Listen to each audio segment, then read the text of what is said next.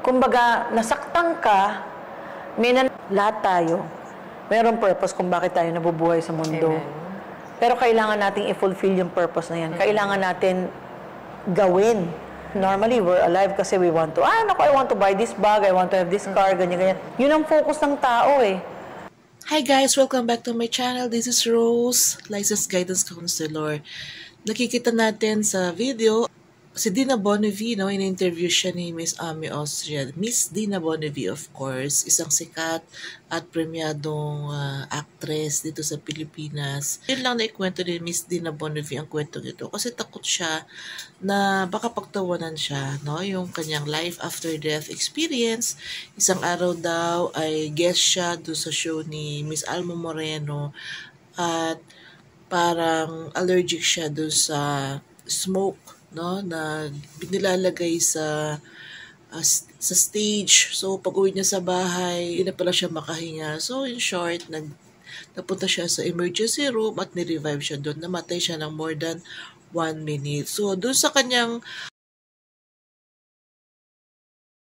nung nawalan siya ng malay, nagpunta siya daw siya somewhere, yung kanyang siguro spirit, naglakbay.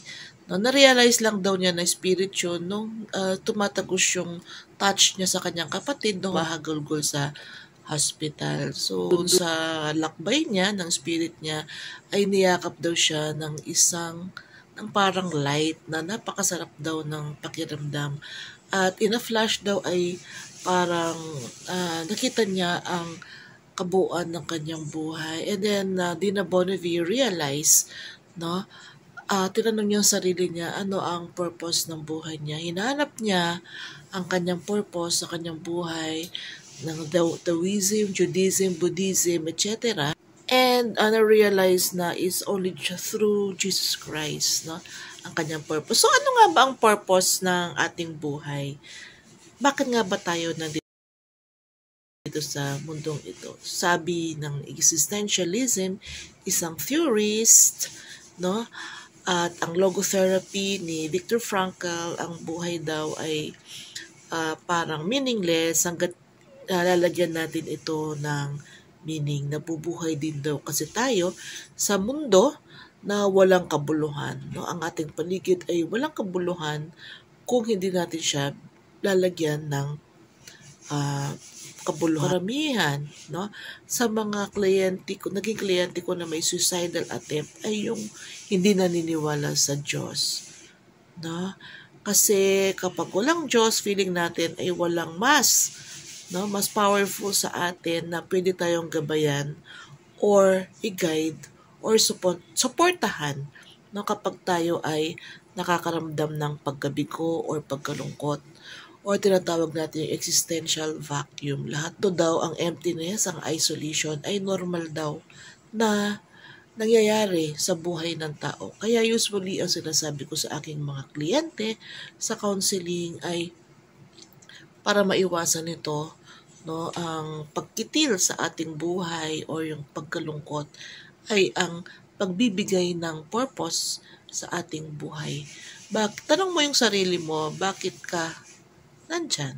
Bilang isang tao, anong purpose ng buhay mo? Bilang isang anak, ano ang purpose ng buhay mo? Bilang isang nanay, anong purpose ng buhay ko? Bilang counselor, anong purpose ng buhay ko? Kaya nga siguro ginagawa ko itong bagay-bagay na to.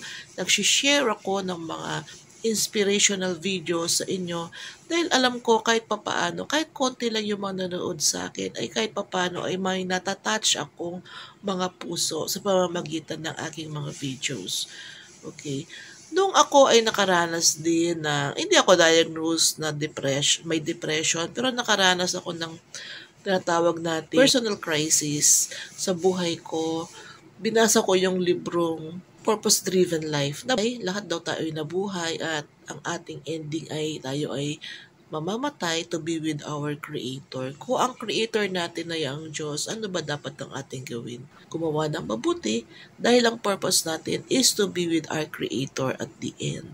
Ayun guys, so normal lang maging malungkot, wag tayong maging malungkot na tayo ay malungkot guys. So it's okay to be not okay. pagdating pala sa mga purpose in life, siguraduhin lang natin, yung purpose natin sa buhay ay sumasang-ayon, no, sa standard ng society, no? Ito ba ay makakabuti sa ibang tao, no? Ito ba ay wala tayong nalalabag na batas, no, sa ating purpose, should be congruent, no, to the standard of the society, hindi yung nakakasama sa ibang tao. It's okay to be not okay. Don't be afraid not to be sad or magmalungkot na maging malungkot. So, ayun guys, sana may natutunan kayo sa aking video na to. Kung may natutunan kayo at kung gusto niyo pa ng mga ganitong video, please like, share, and subscribe. Kayo po ba, ano ang meaning ng buhay niyo? Please comment down below. Ano po ba ang meaning ng buhay niyo?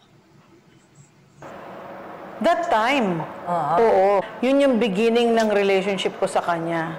Kumbaga, I already found the answer kung ano bang tamang religion, bakit ba ako nandito sa mundo, bakit ako nabuhay, anong purpose ko, bakit nangyayari lahat ng test na to sa buhay ko, parang naging masunuri naman akong anak, naging mabuting kapatid, ina, parang bakit? Yung tipong gusto mo na mag-give up.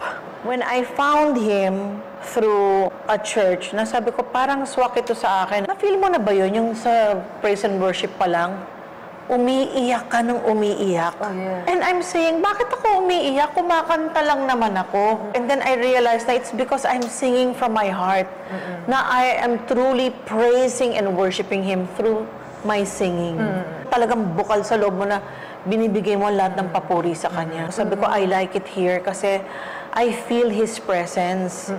Tapos yun, yung inaaral mo yung Biblia, verse per verse, word for word, aaralin mo yung meaning, pati yung history. Buti napunta ka dyan. I went to BSF, Bible School Foundation. Wow, oo. So parang May mga ina-answeran yun, di ba? May homework. 12 years din akong ganun, BSF. Ay, galing. Plus, nag-aaral pa ako sa Victory Learning Institute. Dami Alam ko mo na- pa lang pinag-aralan. Yes! Before, ano yung relationship mo sa kanya? I always had a relationship naman with him. I would pray to him, except that dati, one way lang, salita lang ako ng salita. But sabi ko nga, there must be more to this than just talking and talking. Tsaka wala akong Bible study, no? Paano mo siya natagpuan? Maraming pinagdaanan na challenges sa buhay, sa job, sa health, sa marriage. As in, severe test na sobrang sakit. Ang dami ko rin sinerch. Actually, na-clinically dead ako. Oh, For 1 minute and 10 seconds. bakit ano nangyari? Siguro over-fatigue kasi that time, ang dami-dami kong ginagawang pelikula, sabay-sabay. And then, nagdadabing ako. And I was promoting yung movie ko. Nag-guest ako kay Loveliness, kay Alma Moreno. Allergic ako dun sa